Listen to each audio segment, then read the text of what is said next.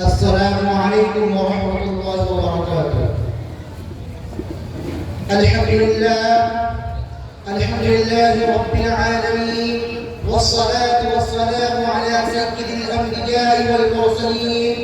محمد وآله وأصحابه أجمعين. أما بعد، فقد قال الله: يا أيها الذين آمنوا ادخلوا في السلم ولا تتبعوا خطوات الشيطان إنه لكم عدو مبين. اے ایمان والو، اسلام میں پورے داخل ہو جاؤ اور شیطان کے نقش قدم کی پیروی مت کرو، وہ تمہارا بھلا ہوا دشمن ہے۔ برادران ملت، قرآن کریم کی اس آیت کریمہ میں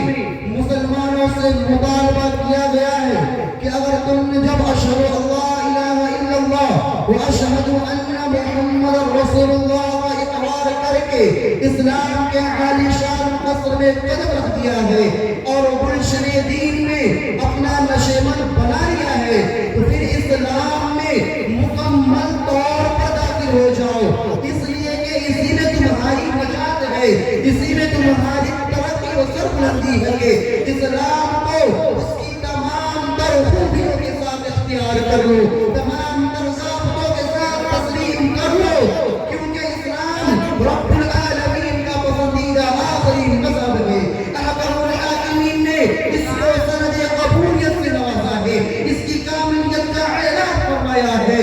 اور اسلام کے علاوہ کسی اور مذہب کو اختیار کرنے والوں کو متنبہ کیا ہے، خبردار کیا ہے۔ وَمَن يَبْتَغِي غَيْرَ الْإِسْلَامِ دِينًا فَلَن يُقْبَلَ مِنْهُ وَهُوَ فِي الْآخِرَةِ مِنَ الْخَاسِرِينَ۔ اور جس نے اسلام کے علاوہ کسی اور دین کی پیروی کی تو قبول نہیں ہوگا، اور ایسا کرنے والا آخرت میں نقصان ہوگا، اس لیے کہ اسلام ہی آخری و ابدی مذہب ہے۔ اب ادیان و مذاہب کی آمد کا سلسلہ بند کر دیا گیا ہے، نبوت و رسالت کے سلسلے پر مہر لگا دی گئی ہے اور اعلان کر دیا گیا ہے: اليوم اکملت لکم دینکم واتممت علیکم نعمتی ورضیت لکم الاسلام دینا۔ کہ آج کے دن تمہارے لیے تمہارا دین ہم نے مکمل کر دیا اور تم پر اپنی نعمت تمام کر دی، ہمارے لیے اسلام دین کو پسند کر دیا۔ محبان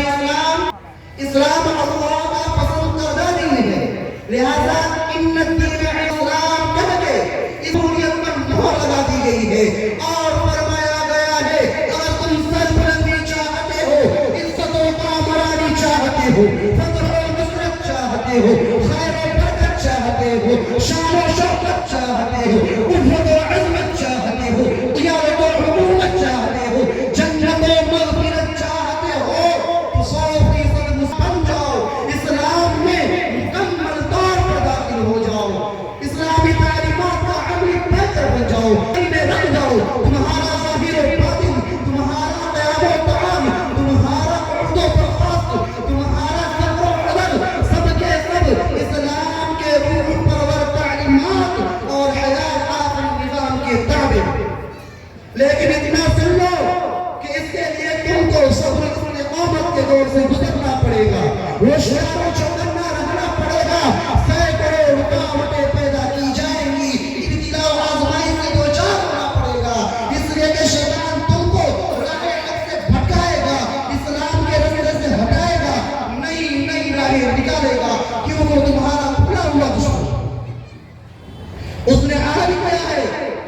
کہ ہمارے مطیع و فرما بردار، عبادت گزار و اطاعت شعار، مخلص و وفادار بندوں کو گمراہ کرے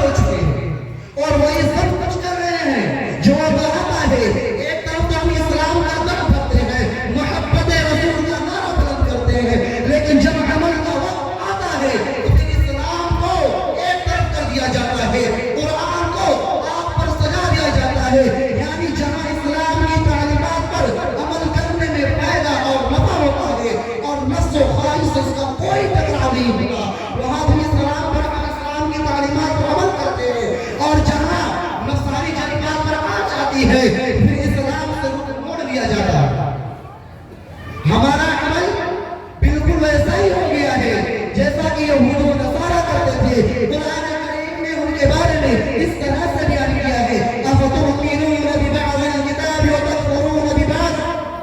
کیا تم کتاب کے بعض حصوں کو مانتے ہو اور بعض کا انکار کرتے ہو؟